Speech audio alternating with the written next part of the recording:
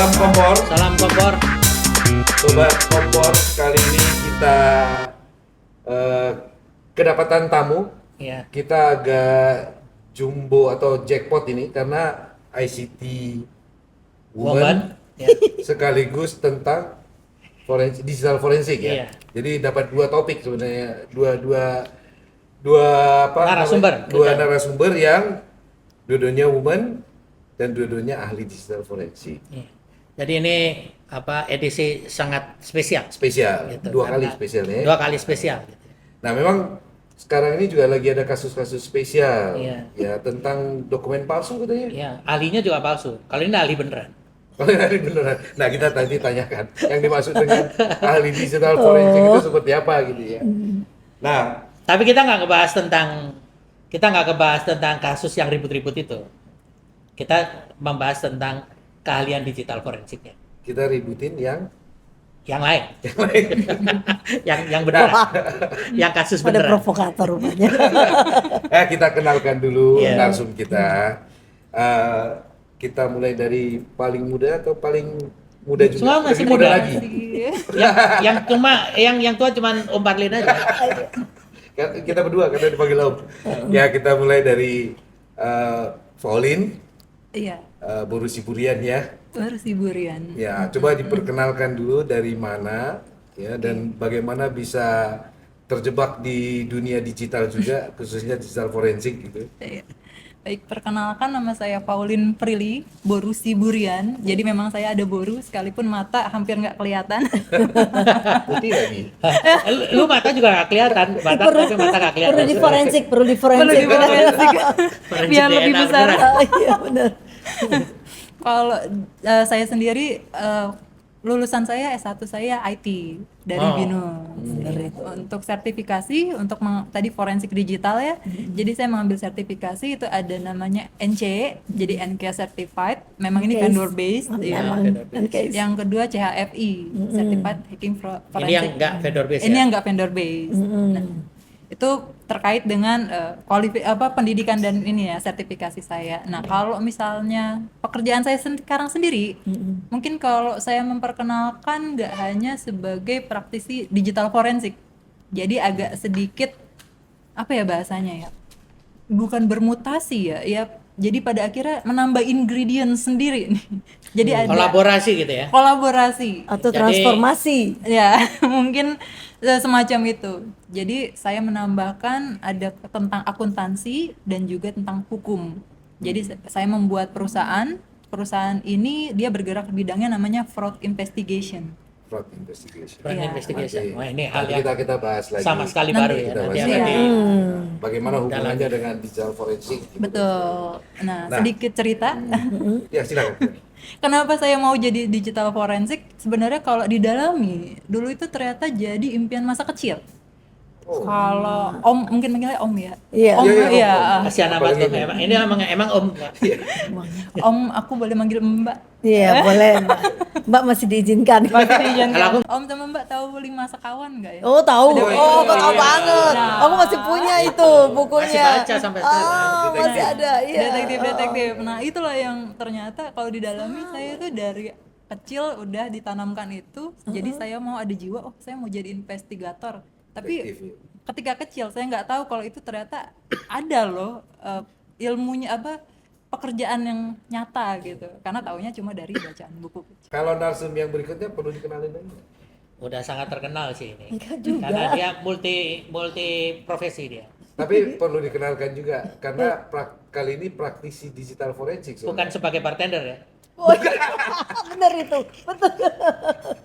Karena dia punya Itu masih- sertifikatnya bartender Oh, itu bartender. masih. Iya, Nah, betul, itu, betul, sertifikatnya masih. kebanyakan dia. Nah, tapi kan belum ada yang tahu kalau ternyata Mbak Evi ini punya digital forensik juga Iya. sertifikasinya. betul. Bisa diceritain. Oh yang mana mau diceritain? Oke. Jangan yang bartender. bartendernya. Oh iya, jangan bartendernya. Jadi ceritanya, saya sama Pauline. Artinya saya dari kecilnya memang suka ngulik gitu. Ya, terus kemudian jadi kalau ke arah forensik digital itu juga cita-cita. Cuman dulu itu semua orang kalau ngomong tentang penyelidikan orang semua ngomongnya hacking, penetrasi gitu. Itu bukan jiwa saya. Jiwa saya itu lebih ke ngulik. Makanya kemudian kita ambil sertifikasi yang sama, saya juga CHFI. Terus kemudian dapat kesempatan untuk untuk bantu waktu itu beberapa teman ada yang di BNPT, waktu BNPT masih baru. Jadi BNPT kan urusannya dengan Badan Nasional Penanggulangan Terorisme tahun 2011 itu baru berdiri, terus beberapa teman ada yang jadi pejabat tinggi di situ. Nah, mereka tuh punya kasus-kasus yang handphonenya tuh mesti di forensik, komputernya mesti forensik. Di situ aku tuh bahagia banget. Akhirnya bisa kepake nih ceritanya. Ilmu yang udah kepingin itu. Nah, kan udah terus kemudian Sama ini cita-cita tercapai. cita-cita tercapai. Kapan tidak Belum. Makanya kalau ada insiden-insiden dulu, insiden-insiden yang terkait dengan yang harus ada jadi saya spesialisasinya devices, forensik untuk device waktu itu. Jadi mulainya dengan itu. Kemudian belajar di SANS gitu ya, ikutin beberapa kali SANS gitu. Dan makin lama makin mendalam. Terus dari situ baru kemudian kebagian nih untuk bantuin untuk memecahkan kasus-kasus gitu yang memang nggak di dalam negeri ya, tapi di luar gitu. Untuk kerjasama bareng dalam untuk memecahkan kasus. Jadi itu. Jadi Di bidang forensik ya. sifat digital forensik yang merupakan international standard itu benar-benar kepake gitu ya. Iya Dalam dan pengalamannya Mbak Evi. iya betul walaupun dalam beberapa pengalaman itu saya nggak sampai yang certified untuk ke pengadilan karena itu kan semua ada urutannya. Digital forensik itu nggak sembarangan kita bisa dipanggil gitu untuk jadi saksi di pengadilan, nggak juga gitu. Jadi teringat nih kasus-kasus.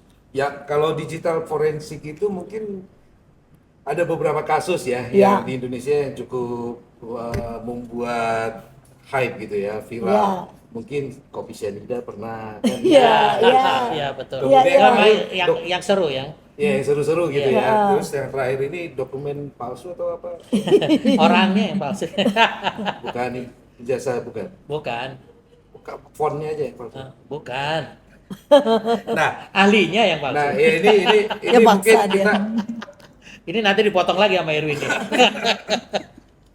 ya ini perlu diperjelas sebenarnya. Jadi supaya bisa disebutkan sebagai ahli di dalam digital forensik khususnya, mengingat kasusnya lagi viral, mungkin bisa dijelaskan sedikit. Yang sebenarnya harusnya seperti apa sih digital forensik itu?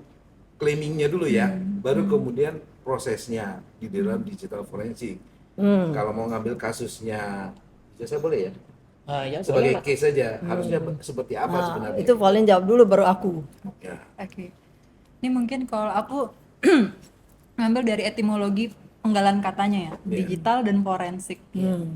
Kalau misalnya ini dipisahkan, jadi artinya nanti berbeda. Mohon maaf ya, misalnya kalau kita cuma bicara digital aja, berarti orang yang bisa mengkoprek-oprek tadi device, mungkin laptop, komputer, handphone.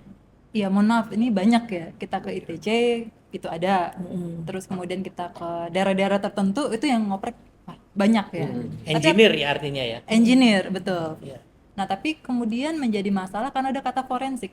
Nah, sebenarnya etimologi forensik ini apa? Jadi kalau kita breakdown, etimologi forensik ini dari katanya Latinnya forensis, itu sebenarnya adalah before the court. Berarti adalah ujung dari tadi proses digital forensik ini harus sesuai dengan standar yang dimana bisa disajikan di pengadilan. Betul. Nah, dari sini berarti kita harus merunut lagi. Kalau begitu syarat-syarat digital ini bisa masuk ke pengadilan apa sih? Nah, ini berarti kita bicara regulasi. Kalau di Indonesia kan kita punya undang-undang ITE, kita punya juga tentang PSE, penyelenggara sistem elektronik, dan juga beberapa peraturan lainnya. Nah, kalau di luar negeri kita juga bicara ada namanya US Federal, ada US Evidence. Nah, kemudian kita di UK juga bicara ada regulasi lagi. Nah, ini kenapa saya membawa nggak cuma domestik tapi juga internasional? Karena kata forensis tadi to the court, tidak memisahkan nih. Apakah nanti courtnya court hanya Indonesia, courtnya apakah hanya luar negeri? Karena ini harus sifatnya universal. Jadi Makanya international standard ya. betul. Harus diakui di semua jurisdiksi hukum ya. Betul. Makanya kenapa banyak sekali ada standar-standar yang sifatnya internasional. Jadi bisa diakui di seluruh negara. Nah, kalau kita bicara standar nasional, ada konsep namanya authenticity, jadi keautentikan. Ada bicara namanya original writing rule, yang dimana ini misalnya contoh, kalau dari laptopnya hancur, tapi kita sebagai digital forensik kita bisa dong retrieve dokumennya. Bisa. Tapi kalau orang awam kan laptopnya udah hancur. Ketika disajikan ke saya, ini bagaimana saya bisa yakin originalnya, bentukannya hancur kayak gini? Jangan-jangan bikin-bikinan gitu. Betul. Di power nggak bisa nyala. Nggak bisa nyala. Tapi kenapa kok bisa keluar datanya lagi gitu ya? Betul.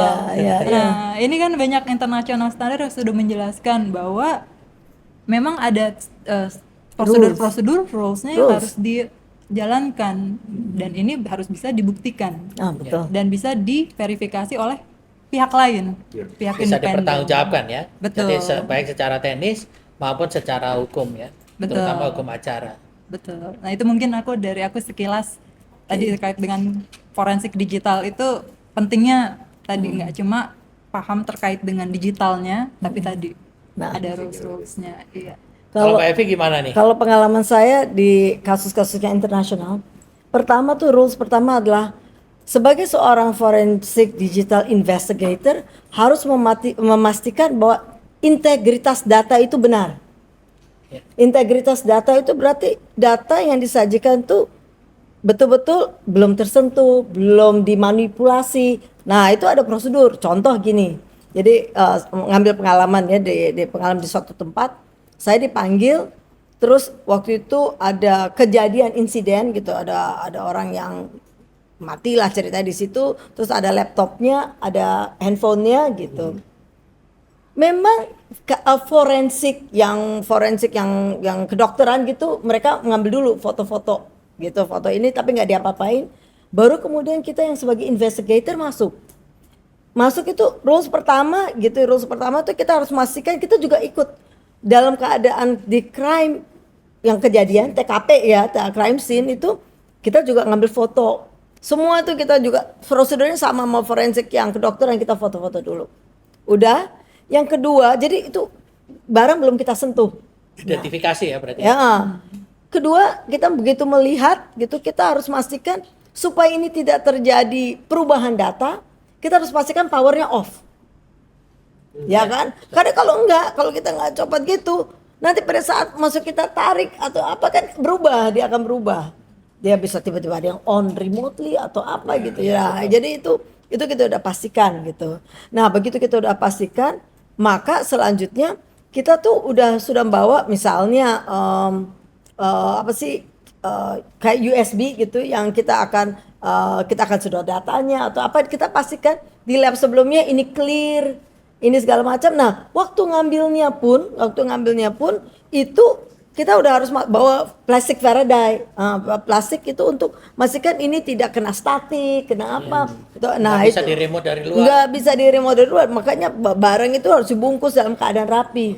Oleh sebab itu, nah kan ada yang bilang, itu dokumen saya sebagai banyak nih bilang saya udah melakukan autentikasi ini. Dia bilang dari apanya lah, misalnya bukti font, bukti peletakan huruf, layout dan segala macam. Itu kalau di forensik biasa tuh itu nggak berguna. Karena kalau mau melakukan forensik itu harus terhadap dokumen asli. Iya. Jadi nggak bisa melakukan forensik terhadap kopi. Ini yang kasus dokumen itu ya? Kasus dokumen itu sebenarnya caranya bukan gitu. Nggak terhadap kopi. Si forensic investigator itu harus ke situ, harus lihat benar dicetaknya memang asli. Gitu. Dan itu karena barang fisik, barang analog, berarti nggak bisa pakai teknik digital forensik dong. Berarti harus forensik dokumen. Nah, harus itu dulu. Iya. Itu harus nomor 1 itu dulu. Setelah dinyatakan dan waktu mengambil data atau mengambil namanya evidence ya. Begitu kita mengambil evidence gitu, saksi itu harus ada di situ untuk supaya bukti itu menjadi bukti pengadilan. Iya. Jadi untuk siapa? Kalau di Indonesia harus ada polisi. Nah, polisi ahli forensiknya harus hadir pada saat si investigator itu melakukan akuisisi terhadap data atau device. Dan itu semua harus tercatat di dalam Oh, dokumen ada berita catatannya. acara. Jadi ada prosedur 1, 2, 3 itu cek, itu harus ada gitu. Setelah itu baru dibawa ke laboratorium. Dan laboratorium forensik harus laboratorium yang tersertifikasi itu forensik. Kalau tidak bisa juga dipakai untuk bukti pengadilan. ISO 17025. Exactly. Jadi saya punya barang nih, barang kita nggak sebut merek deh ya. Pak Didi udah tahu maksud barang itu barang server atau apa. Di dalamnya kan ada modul-modul gitu. Nah modul-modul itu sendiri itu udah certified belum satu persatu. Barangnya ini ya, Barangnya toolsnya ya. ini barangnya tools bukannya evidence yang kita pakai. Iya.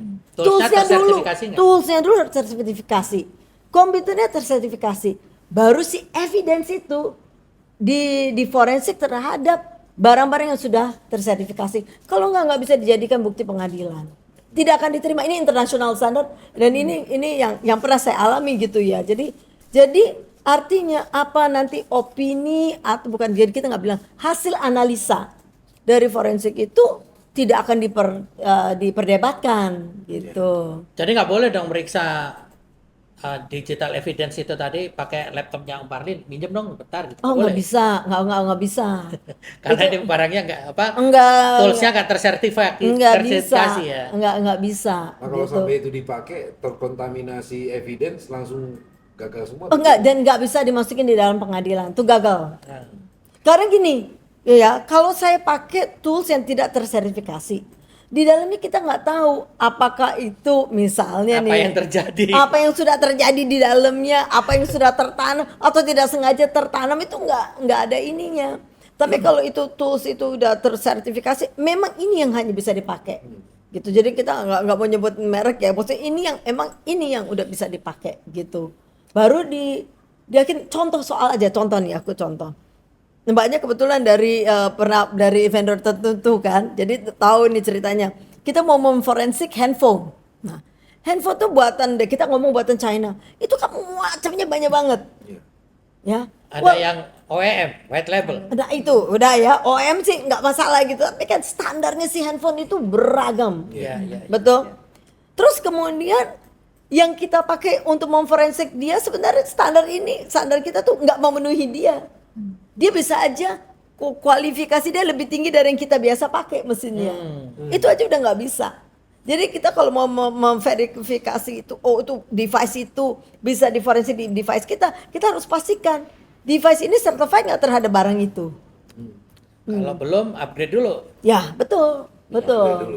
Sebenarnya diverifikasi diverifikasi atau di cloning dulu atau gimana? Nggak bisa cloning. Nggak boleh ya cloningnya.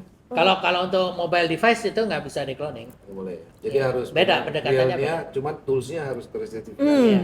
Betul. Jadi teknik yang digunakan untuk mobile device karena Tapi- dia sifatnya volatile itu beda. Tapi kalau Betul. mau tahu mereknya bisa hubungin kita nanti gitu ya. Enggak, tapi yang Dia mau jualan nih, Colin. Tuh dia gimana? makanya ntar jangan lupa Faulin promosi ya, soalnya di om-omnya begini sih modelnya dia nyuri kesempatan buat promosi. Bener itu.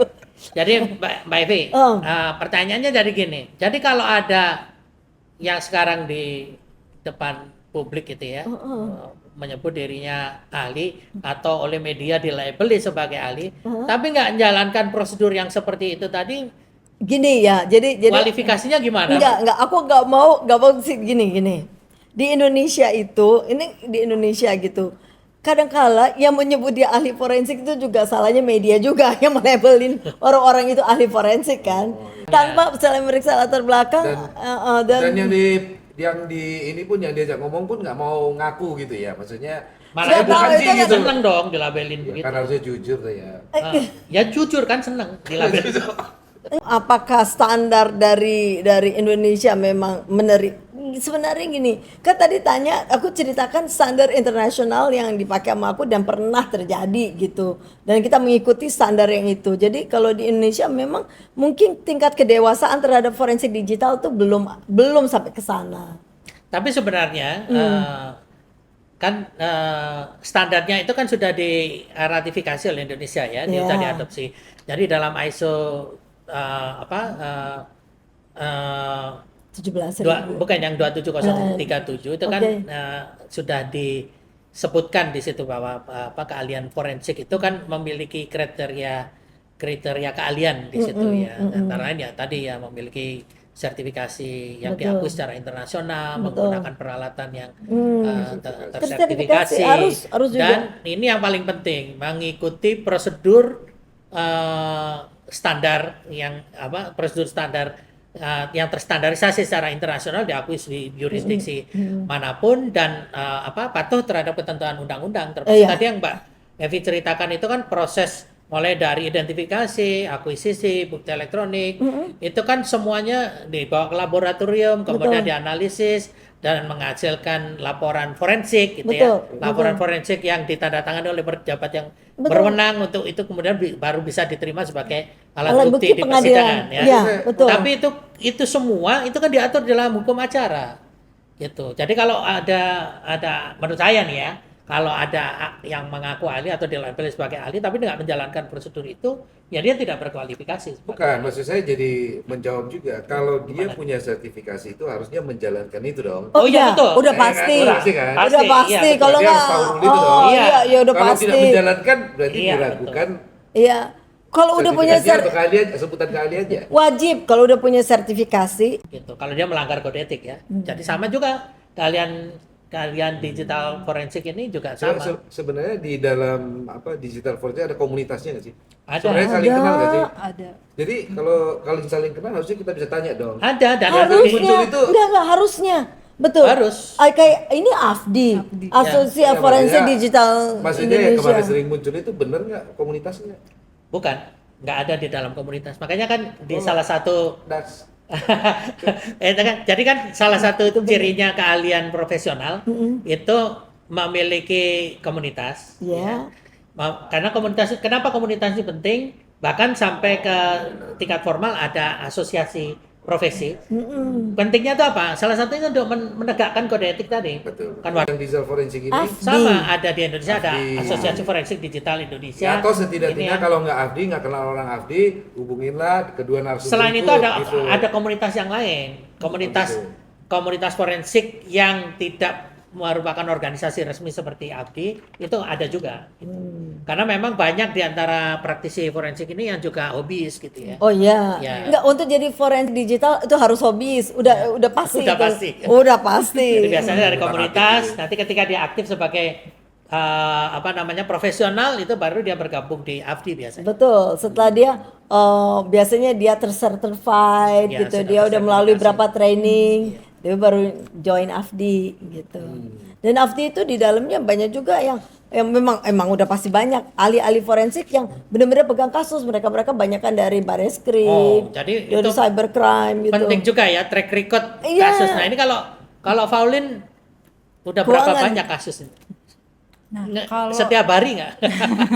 Jangan-jangan kan terakhir kapan pegang kasus ya 15 tahun yang lalu gitu. Kalau aku tuh sebenarnya kebagi dua, Om dan Mbak AA. Jadi ada yang kasusnya ini menyangkut dengan pihak publik itu kita bicara Abgakum ya, misalnya polisi, kejaksaan dan yang lainnya.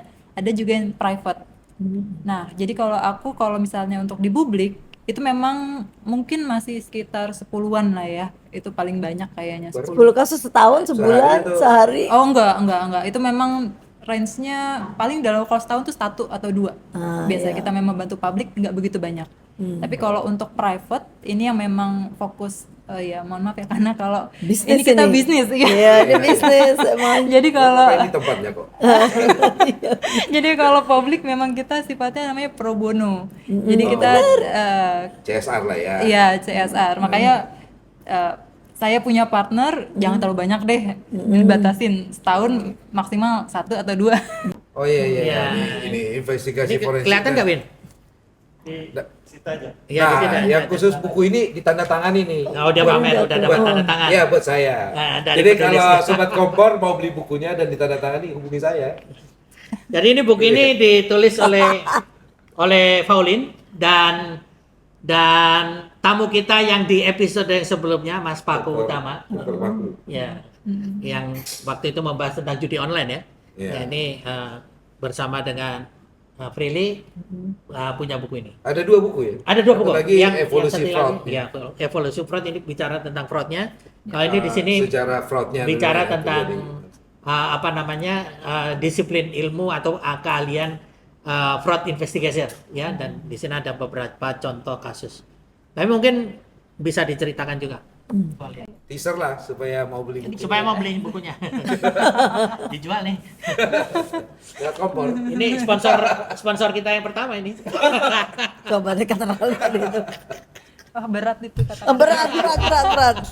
Jadi sekarang harus Bonafit menjelaskan ya. Oke, silakan gitu. Harus promosi Sponsor. beneran. Jadi kalau aku mungkin membahas tadi forensik digital itu apakah ujung-ujungnya selalu ke pengadilan? Ya. Apakah ini kemudian dipakai di pengadilan? Nah, memang tadi kan kalau kasal katanya forensik digital memang ujungnya adalah di karena pengadilan. before court, Tadi ya. Karena baru saya before the tanya court. tadi ya. Kok nggak ke pengadilan padahal ada istilah Forensik tadi, digital, before court. betul. Nah, tapi karena saya adalah bergerak di bidang fraud investigation, yang dimana dalam fraud investigation itu nggak selalu before the court atau to the court, tapi memang kita meng-engage forensik digital untuk supaya kalau nanti ini strateginya adalah ke court, ini udah bisa ready dipakai. Karena tadi secara standar jangan sampai misalnya contoh, karena tadi kita digital, hari ini mungkin diambil datanya masih ada, terus kemudian ada mengenal namanya anti forensik, hilanglah semua data ketika pada akhirnya oke deh kita melakukannya, kita mau bawa ke court, kita mengulang lagi proses baru secara forensik digital, data udah Iya. sudah Ini kita forensiknya aja belum paham, dia udah ngomongin anti forensik. Makin pening aja. Lanjut. Itu yang disebut data integritas itu ya di situ. data integritas. Betul. Nah, jadi kalau fraud investigation tadi memang tidak melulu akan dibawa ke court. Nah, salah satu kasus yang pernah kita temui itu, jadi ini sebuah perusahaan. Perusahaan ini punya 2 pemegang saham, sama imbang lah ya, 50-50. Nah, kalau di Indonesia kan PT itu dia harus ada direksi, ada komisaris. Betul. Nah, jadi yang satu direksi, yang satu komisaris. Nah, kemudian yang komisaris menyerahkanlah kepada direksi, dia tidak campur sama sekali tentang operasional. Kasih duit aja gitu. Kasih duit aja. Ya, sebagai investor kan dia. Iya, betul. Oke. Nah, tapi by the time kayaknya dia punya alert, wah kayaknya jangan-jangan ada fraud, tapi nggak punya hard evidence. Ini memang saya sudah ada kecurangan, dicurangi, dirugikan oleh direksi yang satu. Nah, pada akhirnya datang ke kita, minta untuk tolong dong dicekin, ini beneran ada nggak? Pertama indikasinya, yang kedua memang dari awal tujuan dia saya nggak mau ke court. Kenapa? Karena kalau once saya register ke perdata ataupun pidana, nanti investor saya yang lain, yang calon investor ataupun vendor dan yang lainnya udah alert sama saya. Saya Tapi takut proses saya- investigasinya tetap sesuai standar.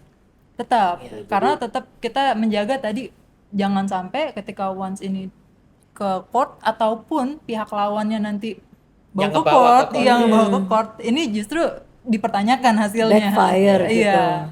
Makanya kenapa tetap harus pakainya forensik digital, sekalipun tadi ujungnya nggak ke situ.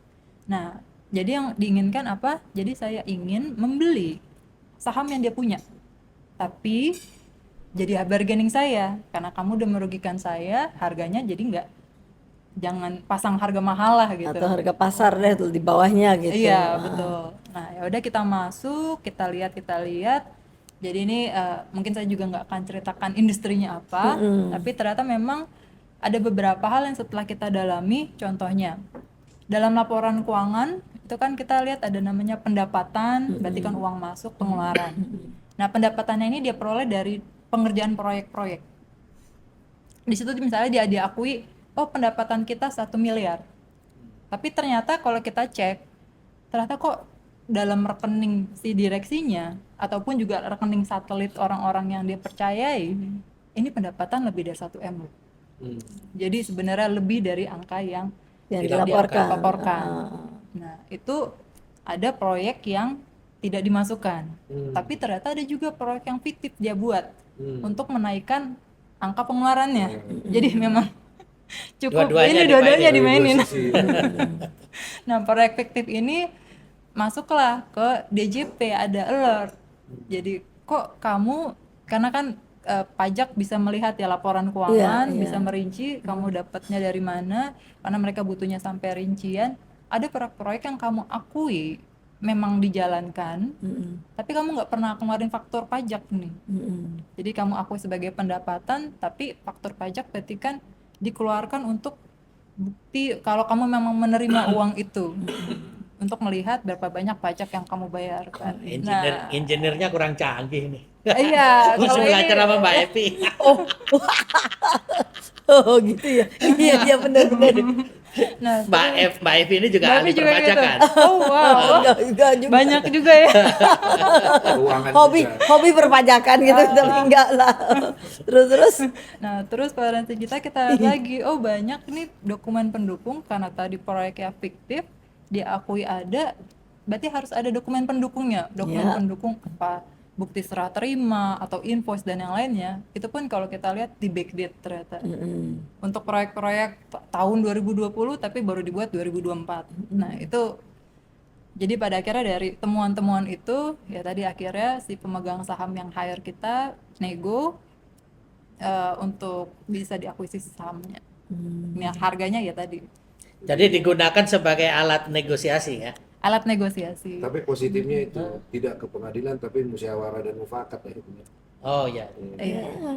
Jadi yang ke pengadilan pun sebenarnya juga tidak hanya kasus pidana loh. Karena yang perdata kan lebih banyak ya. Perdata termasuk pengadilan pengadilan niaga ya. Pengadilan niaga itu kan keperdataan semua. Kalau Sampai Mbak Evi pengadilan agama pernah nggak? forensik juga itu. Serius ini. Ada perselingkuhan apa yang menyebabkan Aku nggak mau terusin forensiknya ya, aku mending sama yang lain. Dia kan Kalau ngomongin Mbak Evi- peran digital forensik kan. Itu sampai ke pengadilan agama juga, Bu. Iya, tapi yang forensiknya itu saya nggak mau ngomongin. Digital forensik lagi aja. Tegang amat ya. Kalau udah ya kasus begitu dia jadi lempes dia.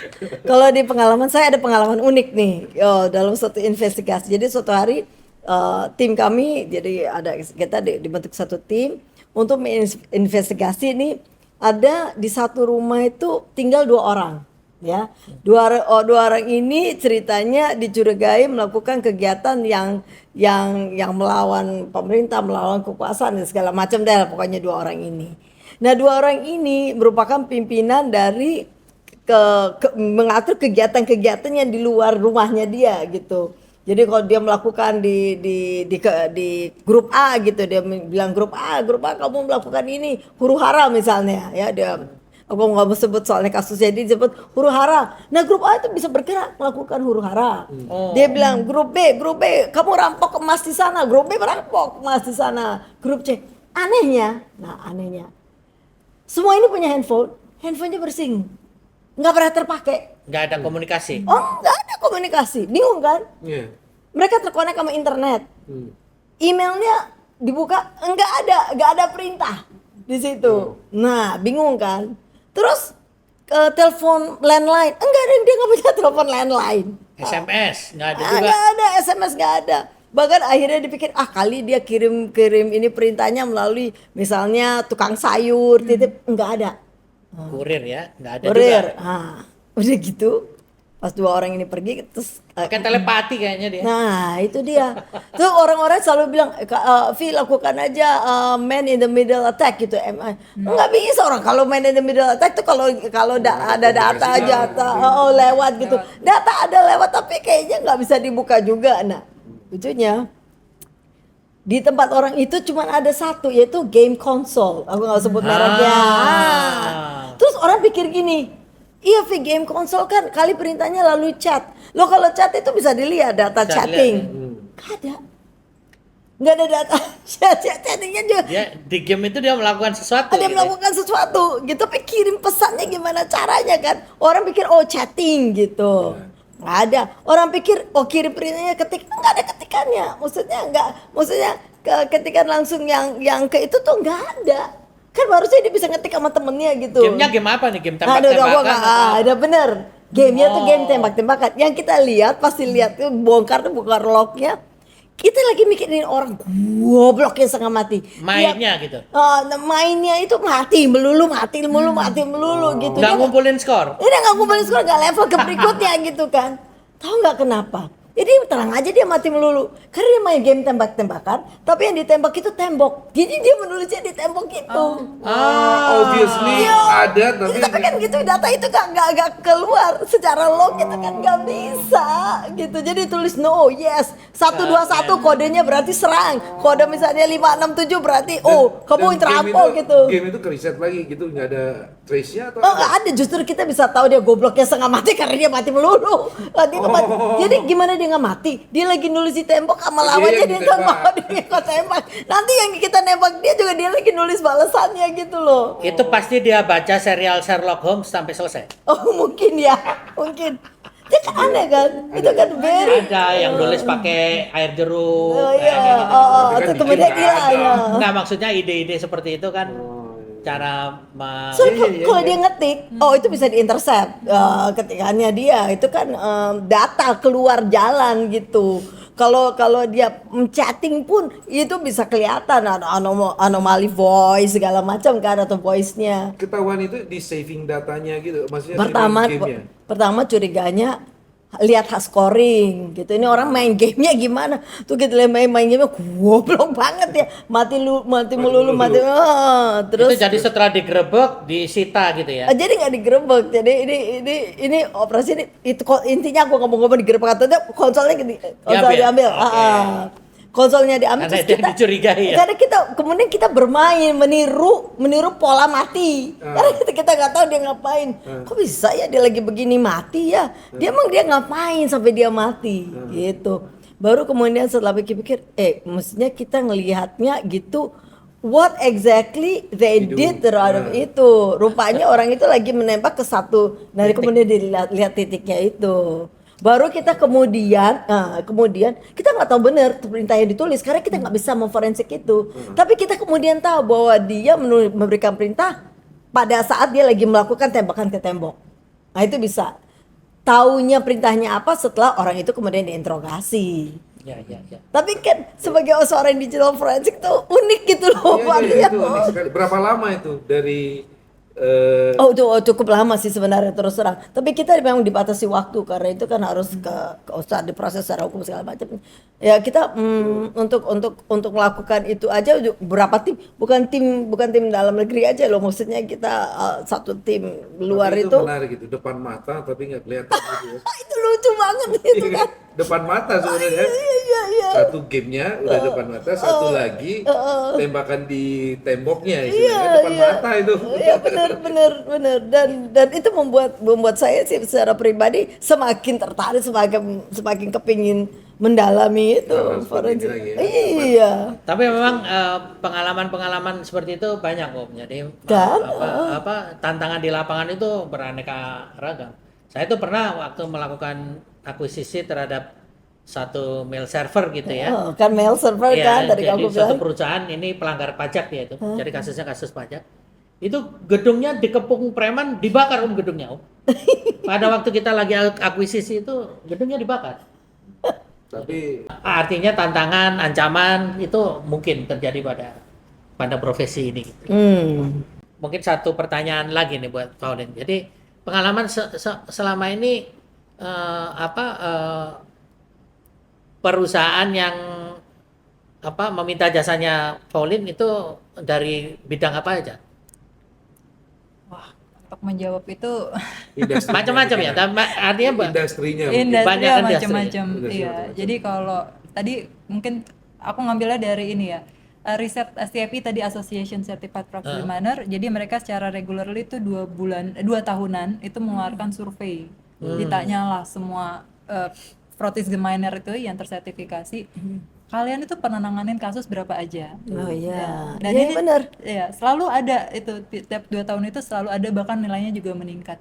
Nah rata-rata case-nya itu nilai rata-rata dari case fraud itu adalah 1,7 juta US dollar.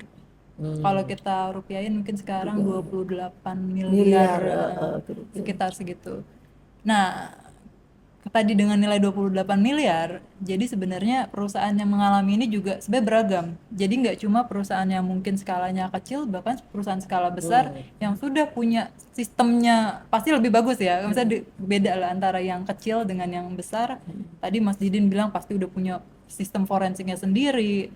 Mungkin juga mereka udah punya rules-rules yang seperti good corporate governance yang bagus dan juga rules-rules yang dia buat prosedur udah lebih lengkap. Nah, tapi ternyata nggak pernah luput dari fraud. Jadi kalau dibilang perusahaan yang pernah ke kita itu apa aja sangat diverse gitu. Jadi Jadi maksud saya ini sebenarnya arah pertanyaannya itu bagi sobat kompor yang tertarik dengan bidang ini gitu, prospeknya itu sangat bagus gitu ya, Ya karena kan rata-rata case yang di case atau bayarannya ini 28 miliar tadi. itu kerugiannya. nilai kerugian. Biasa berapa persen bayaran dari kerugian? Nah itu, nah ini yang mau aku tanyakan. Nah dengan begitu beragamnya klien ya dan bidang yang yang ditangani, tentunya membutuhkan talent dari berbagai bidang yang lain juga. Nah, selama ini ada kesulitan nggak untuk mendapatkan talent itu?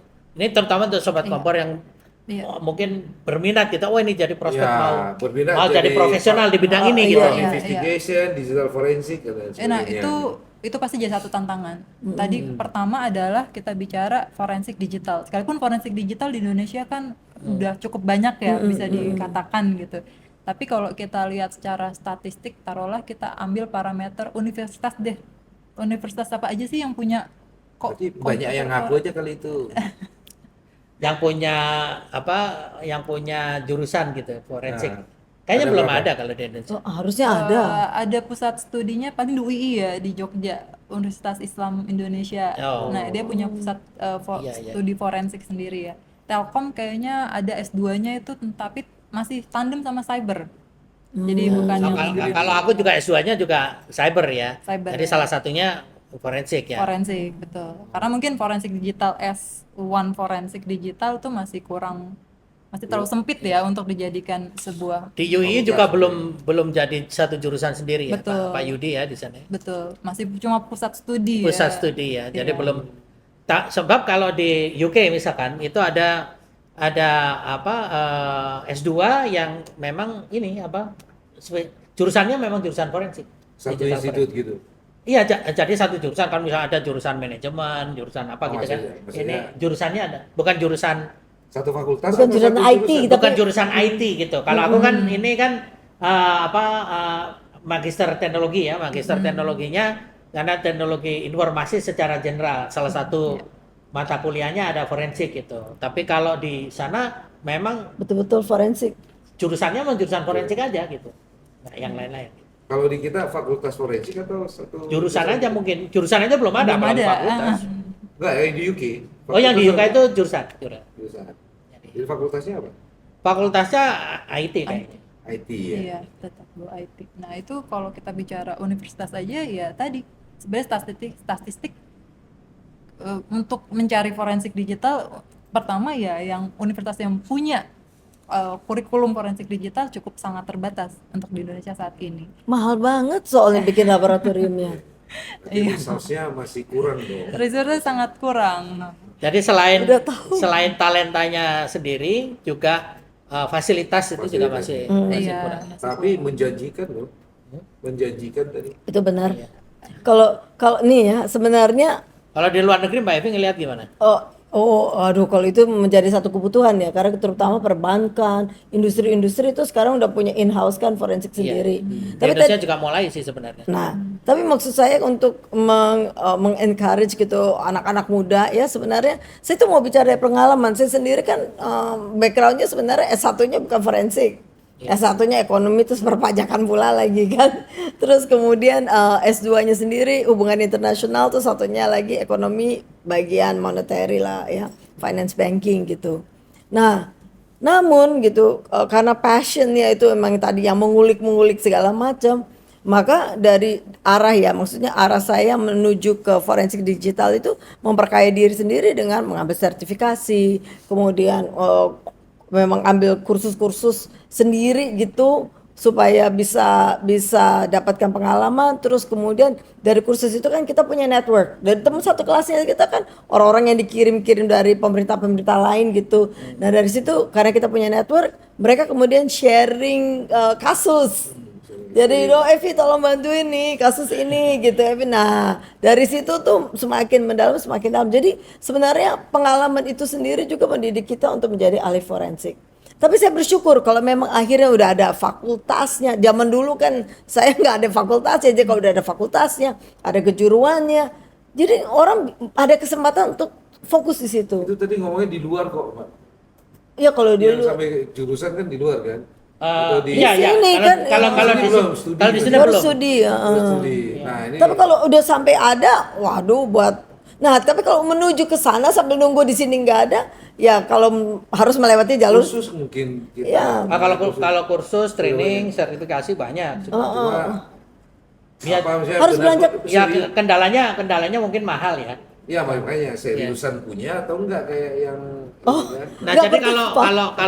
kalau yang apa SKK ini ya, jadi kalau yang apa keahlian lokal itu menurut ISO 27037 itu kan terbagi jadi dua kan. Investigator forensik digital Betul. itu yang pertama digital evidence first responder ya. Ya, yang mengolah TKP tadi ceritain Mbak Evi. Yang kedua analis yang di laboratorium. Jadi dua-duanya ini punya dua sertifikasi yang berbeda. Nah, itu sudah di Indonesia sudah terbit standarnya gitu.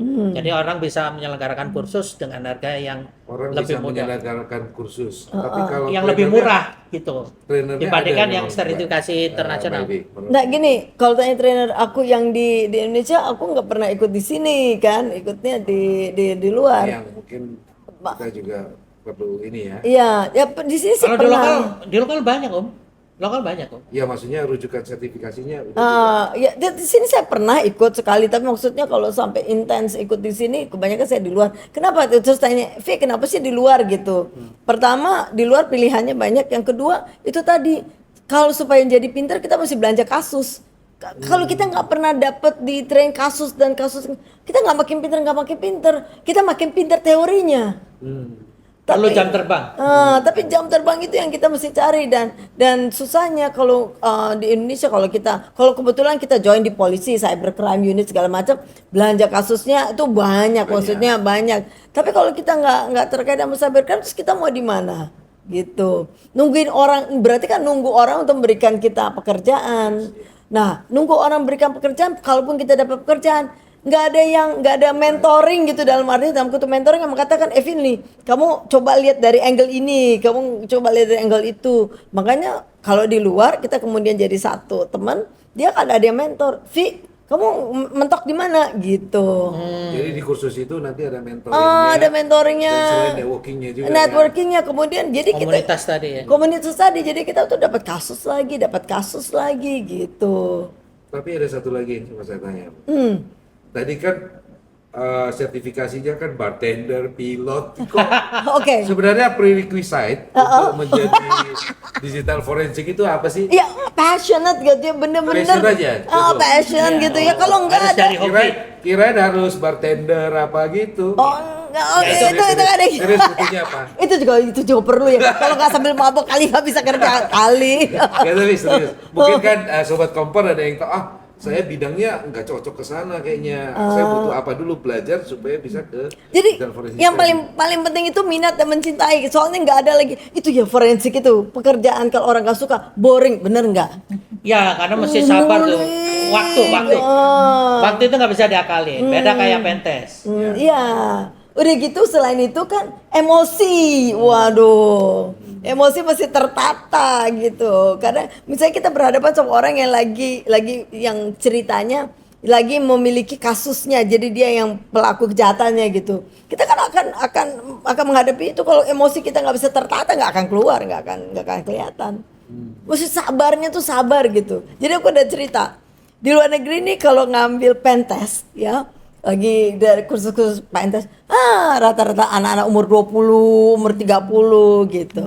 Hardening udah kira-kira 40 ya, umur usia usia early 40s, orang-orang di hardening, terus kemudian defending itu orang-orang Security assurance ya. security assurance. Giliran forensik umur 50-an rata-rata. Banyak kan yang tingkat kesabarannya udah lebih sabar. Dia udah melewati pentes hardening gitu. Udah ngelewatin itu semua baru puncaknya baru di forensik biasanya. Berarti harus ada prerequisite knowledge-nya apa gitu maksudnya supaya bisa ke digital forensik. Benar. Sebenarnya kalau di aku gitu ya, prerequisite-nya tuh memang network, kita mesti tahu network kan. Karena kebetulan aku punya ISP, jadi suka juga ngulik di networknya sendiri kan gitu. Jadi emang foundationnya kalau nggak tahu network juga bingung tuh analogi atau logika dari kerusakan dengan kerusakan itu. Jadi memang harus ada network gitu ya, kalau ya dia ada network.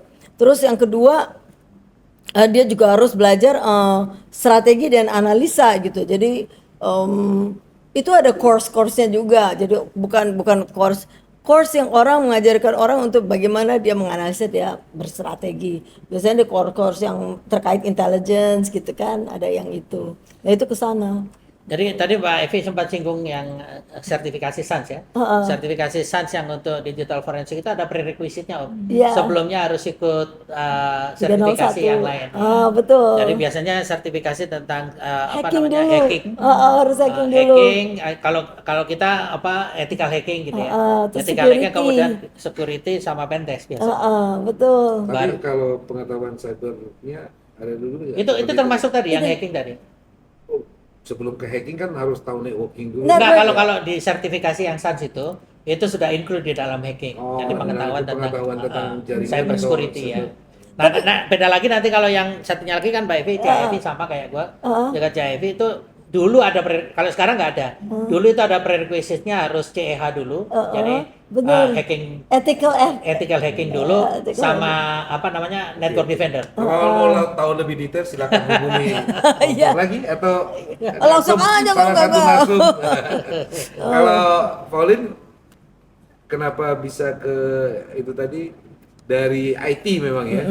Background saya memang IT, tapi kemudian karena saya waktu itu nggak sengaja, jadi pernah magangnya tetap IT juga, tapi pada saat itu kok ya dikasih ruangan itu campur sama namanya internal audit.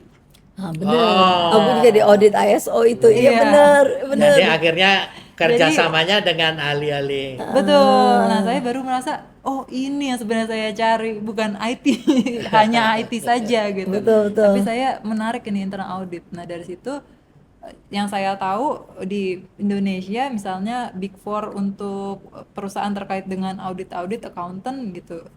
Ada namanya PwC, Deloitte, EY. Nah saya apply lah, salah satu namanya Ernst & Young. EY. Nah pada saat itu kebetulan mereka nggak punya divisi yang namanya khusus dengan fraud investigation. Jadi karena saya backgroundnya IT, tetaplah saya apply-nya IT advisory. Nah tapi ternyata pada saat saya apply itu mereka sedang membuat namanya divisi fraud investigation. Baru setelah ada Pauline. Nah, saya tuh orang pertama yang backgroundnya IT. Yang dijerumuskan di situ. Iya. Ngelit dong akhirnya. Nah, untuk IT-nya. Nah, tapi karena masih fresh grade, nggak ngerti dong dengan forensik dan segala macam. Akhirnya ditandemin lah, diajarin dulu. Karena tadi kan prerequisite untuk certified, kita nggak bisa langsung ngambil, tiba-tiba langsung jadi forensik digital certified. Karena memang harus ada pengalaman dulu untuk handle case yang dipandu oleh yang lebih senior. Nah waktu itu karena di Indonesia nggak ada, saya di leadnya sama Hong Kong sama Singapura. Jadi saya di train tuh selama kurang lebih 2 tahun lah. Jadi ada yang kesana, ada yang remote, jadi mereka yang handle Mesti saya. sabar tadi, perlu waktu. Perlu waktu. Tapi aku setuju, karena sebelum aku ngambil forensik ini, aku tuh udah ISO 9000 untuk audit. Terus kemudian ISO 9000 untuk assessment. Jadi memang saya udah certified dua-duanya itu. Yaitu Ya, memang tahu bisnis proses juga. Iya. Nah, dilalah karena di Indonesia tadi nggak ada yang ngerti IT. Jadi pada akhirnya mereka hanya paham, saya harus ngambil data dari server, dari laptop, dari handphone. Setelah itu udah nggak ada kerjaannya. Nah, akhirnya saya diajarin lah akuntansi, Ya. ikut ngerjain juga akuntansi. Makanya kenapa sekarang nyemplungnya ke fraud investigation, jadi gabungan antara digital forensiknya tapi juga ternyata ada unsur akuntansinya juga. Tapi otomatis karena saya bukan backgroundnya akuntansi ya, tetap karena namanya forensik akuntansi tetap aja harus ke court yang dimana persyaratannya kan tetap sama dengan forensik digital tuh, sedangkan saya nggak punya, jadi kita punya tim sendiri yang memang mereka mumpuni untuk tadi certified forensic accountancy.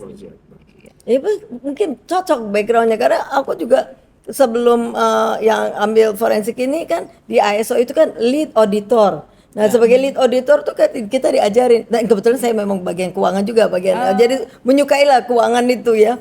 Terus kemudian saya menjadi lead asesor juga di ISO certified. Jadi begitu tapi ini sejalan dengan passion lagi. Jadi begitu masuk forensik ya memang itu cara kita berpikir udah terbentuk di situ. Tapi kalau Pauline kan dari IT, dari desain forensik, Mbak Evi Dari keuangan. keuangan menjadi desain forensik, ketemu di kompor. Ya, benar.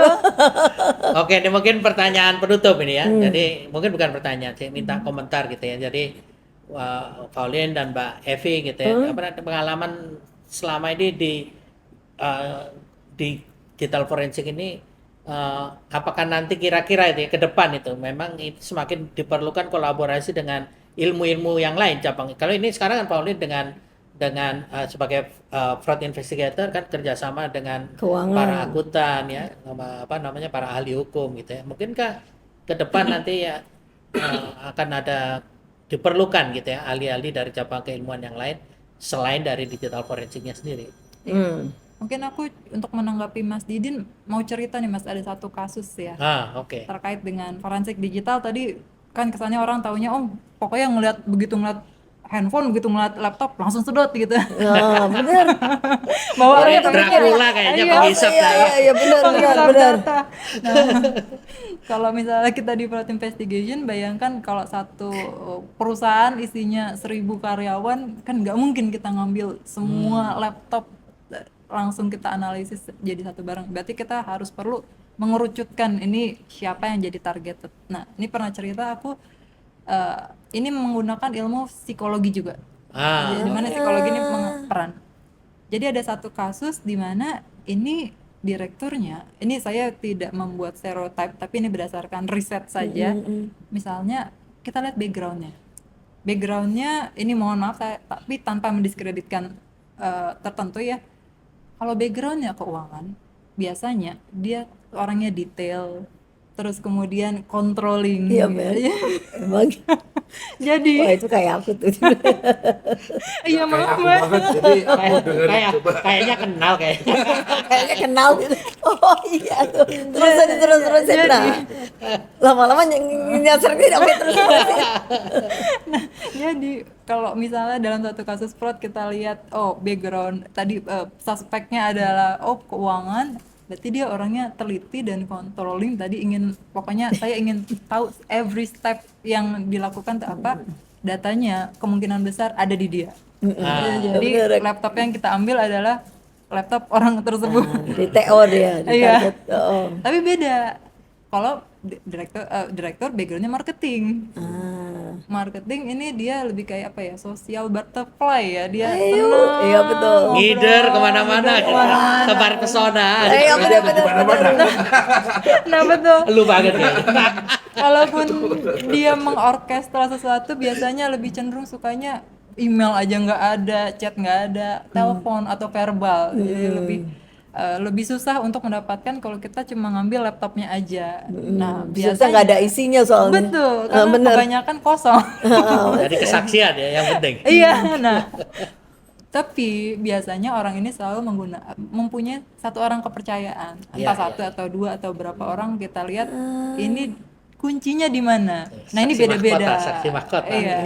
Ada yang sekretarisnya, ada yang asistennya, ada yang direktur keuangannya, ada pokoknya ini berarti ya kita tetap ambil datanya, cuma nggak memakan waktu untuk analisis itu lama karena tadi. Nah, itu makanya karena menjawab Mas Didin, tidak menutup kemungkinan banyak ilmu-ilmu lain yang kita perlukan untuk mendukung forensik digital, terutama apalagi ya kalau di bidang saya fraud investigation itu penting. Iya. Menarik ya, menarik. Ya, kalau secara ini ya, secara tadi kan udah bilang bahwa untuk digital forensic ada kekhususan banget. Iya, ada. Tapi di dalam fraud investigation dan Banyak. mungkin juga dengan di AI sekarang ya katanya ya di dunia yang apa ini yang new Makin generation berkembang. ini, kita malah harus balik lagi punya Multi. knowledge yang merata, tapi mungkin nggak ada sampai sertifikasi gitu ya. Nah, Iya. tetap harus bergabung dengan lain, tapi broad knowledge itu harus punya, kalau nggak bisa Betul. gabungin untuk menjadi sebuah pemecahan masalah. Iya, dan mungkin tergantung dinamika permasalahan yang dihadapi ya. Tapi kan memang ke depan ini kan makin beragam ya. Selain sektor-sektor industri kan juga cenderung berkolaborasi gitu. Tapi saya kepikirannya cuma perlu tahu satu aja sih, Apa tuh? nanya ChatGPT. Nah itu Oh, nanti itu seru mesti tuh. kita bahas. Forensik dengan menggunakan AI.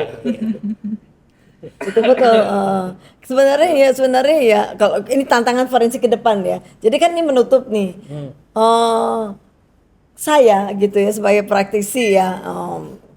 Tantangannya ke depan apa? AI itu menurut saya ya merupakan tantangan. Tapi yang membuat saya menjadi horor itu bukan di AI. Itu orang udah bilang virtual reality itu udah horor aja juga lagi. Artinya kita apa-apa proses nggak kelihatan gitu, tapi apa yang kita lihat segala macam tuh virtual reality. Masih nggak apa-apa buat aku ya. Susah itu kalau dia augmented reality. Nah, augmented reality ibaratnya kalau kita pakai suatu mesin atau segala macam. Sudah dengan environment-nya. Udah environment-nya itu merupakan kompleks yang tinggi sekali. Jadi pertanyaan, Vi, nanti kalau suatu hari kalau kamu udah ke in future, kamu sih aku nggak bisa menguasai multidisciplinary gitu, tapi emang harus kerjasama dengan ahli algoritma, kerjasama dengan ahli enkripsi, karena ke depan itu kompleks banget dan nggak akan mungkin seorang Evi gitu ya, maksudnya kayak aku sih nggak sadar diriku sendiri itu akan menguasai begitu banyak multidisiplin, nggak mungkin. Augmented reality itu yang itu tadi Menggabungkan ya. dan menguasai otak ya, maksudnya kalau kita lagi lihat kita dicubit, itu kita bisa ngerasain dicubit beneran, padahal nggak ada yang cubit.